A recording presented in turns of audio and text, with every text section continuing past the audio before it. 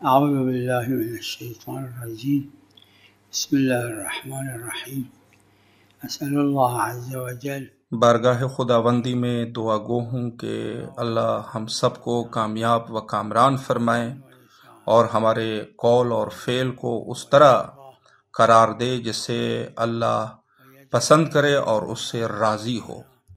اور اسی طرح دعا گو ہوں کہ اللہ سبحانہ و تعالی حضرت امام رضا علیہ السلام اور آپ کی بہن کریم اہل البیت حضرت فاطمہ معصومہ سلام اللہ علیہا کو ہمارے لیے شفیع قرار دے، دنیا اور آخرت کے حوائج کے لیے۔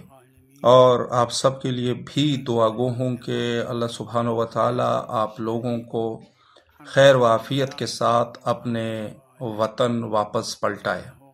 حدیث نبوی صلی اللہ علیہ وآلہ میں وارد ہے کہ تم میں سے بہترین وہ ہے جو اخلاق میں مجھ سے زیادہ مشابہ ہو۔ میاں بیوی میں سب سے زیادہ رسول اللہ کے کون مشابہ ہے، شوہر یا پھر بیوی؟ ان دونوں میں سے جو سب سے زیادہ اخلاق کے اعتبار سے بہتر ہوگا دنیاوی زندگی میں، تو وہی شخص سب سے زیادہ رسول اللہ کے مشابہ مانا جائے گا۔ اب یہ شوہر بھی ہو سکتا ہے اور بیوی بھی ہو سکتی ہے۔ اگر ایک خاندان میں دیکھا جائے تو والدین، بیٹے اور بیٹیاں، ان میں سے سب سے زیادہ رسول اللہ کے مشابہ کون ہیں؟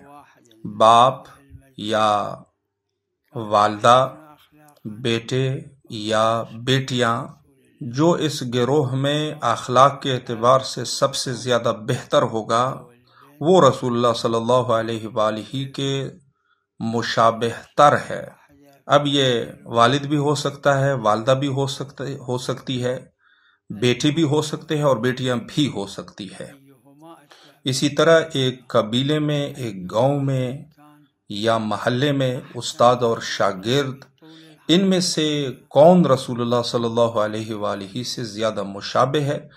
جو زندگانی میں سب سے بہتر اخلاق کا مالک ہوگا تو اس کے لیے کہا جائے گا کہ یہی شخص سب سے زیادہ رسول اللہ کے مشابہ تر ہے۔ قرآن کریم میں ذات باری تعالیٰ کا قول ہے، بسم اللہ الرحمن الرحیم، فَلْيَتَنَافَسِ الْمُتَنَافِسُونَ، یعنی نیک کاموں میں ایک دوسرے سے آگے بڑھو۔ عربی میں تنافس یعنی مقابلہ کے معنی میں ہوتا ہے، یعنی جیسے کچھ لوگ اچھے اخلاق میں ایک دوسرے سے مقابلہ کریں۔